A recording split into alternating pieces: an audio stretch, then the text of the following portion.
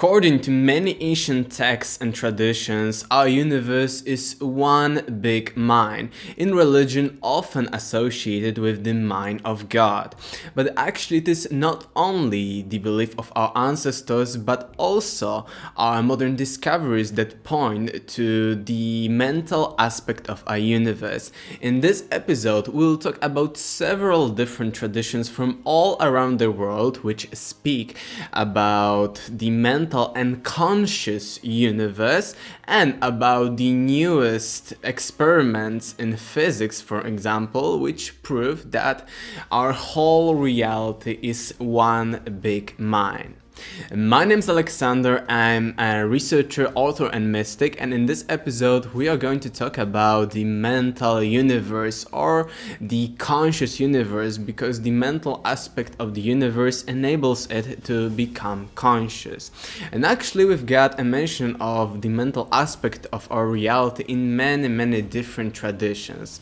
And this idea is mostly known in ancient India, and in many ancient Hindu texts we've got mentions that everything is consciousness, that everything is Brahman. And Brahman in the Hindu mythology and philosophical idea is the primeval consciousness, is the source of our universe, is the God, the creator, which is nothing more than pure and primeval consciousness. And actually we as conscious creatures are the micro versions of the creator. That's why as conscious beings we've got also some creative skills that enable us to create many different things. However, similar concepts can be found, for instance, in Christianity. And for instance, in the New Testament, in the Gospel of John, we've got a mention that in the beginning was the Word. However, this word in the original ancient Greek is logos, and logos, apart from meaning word, also can mean, for instance, the mind or reason. That's why we speak of logic, which is, as we see, similar to logos. So as we see, if we substitute the word, the logos, in the Gospel of John with, for example, mind, thought or reason, we've got that at the beginning was the thought, or at the beginning was the consciousness, was the mind. However, the idea of the mind of God or the mind of the universe extends beyond the religious traditions, because for instance many Greek philosophers, for instance Anaxagoras, have spoken about the idea of the mental universe. And Anaxagoras, for instance, told us that all is mind, that God is mind and the universe is mind. Therefore universe is nothing more than the mind of God. This is very similar to the later Hermetic texts. Hermetic texts also spoke about the mental aspect of our reality, that everything in the cosmos is living and everything is pure consciousness. So everything is mind. Therefore, as a human species with our own minds, we can access the information in the cosmos through our own intellect, which is similar to various practices, for instance, of accessing the Akashic records or accessing the information from the information field, Akashic records, morphogenetic field, whatever you may call it. Therefore, we've got even direct evidence that it is possible to access this information and that this information is accessible via our mental capabilities. When it comes to the direct evidence, we will start with physics. And physics tell us, especially quantum physics, about something called the observer effect, which is easily described by the idea that there is the reality, and when no one is watching or observing it, it is only a probability wave. So just a probability, for instance, of there being something or nothing, or being A or being B or being C.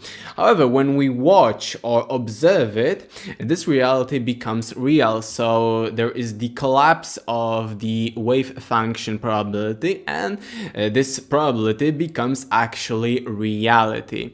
However, modern sciences, which are mostly in the materialistic paradigm according to which nothing extrasensory exists, think that every observation can create this collapse of the wave function. Therefore, according to them, observation can be made without consciousness. However, how can we observe anything without consciousness? I think that this is a stupid idea.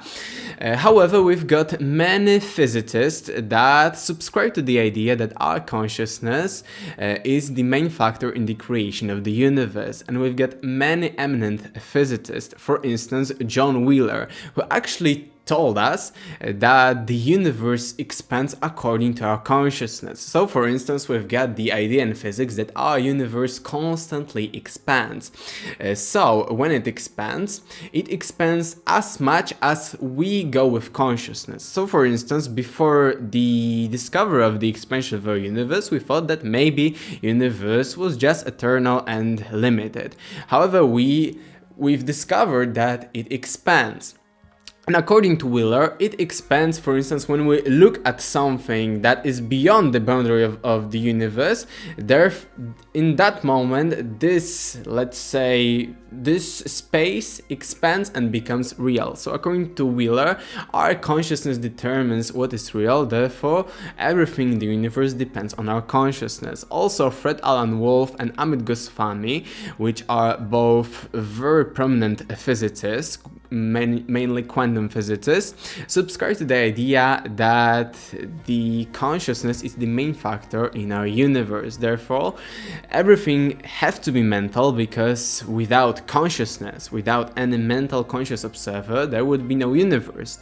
If there was no consciousness, there would be only a probability of there being a universe. So without consciousness, there is probability, and with consciousness, the probability becomes actuality. Other evidence for the mental or conscious universe come from the experiments in parapsychology. Parapsychology is all about the extrasensory perception, about psychic intuition, etc. So by many scientists, it is considered as a pseudoscience, because according to the materialistic paradigm, nothing of extrasensory perception can exist. However, in many experiments in parapsychology, we've gathered evidence that there is a mental aspect that goes beyond our physical bodies. That, for instance, people can share their dreams if they want to.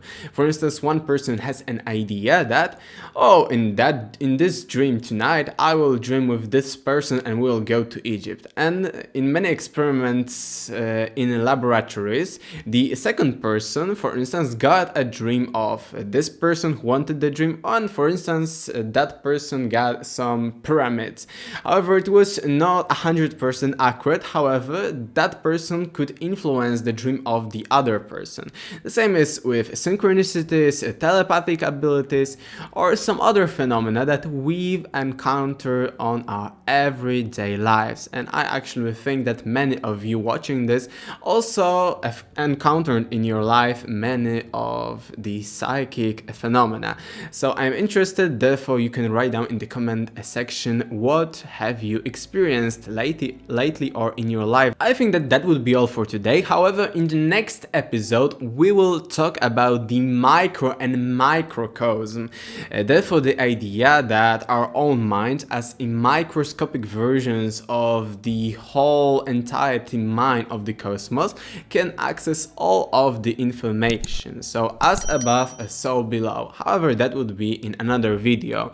Don't forget to subscribe to my channel and see some other videos of similar interest. Also, you can check out my social media in the description below and find out about my book. That would be all for today. Thank you for your attention and goodbye to the next video.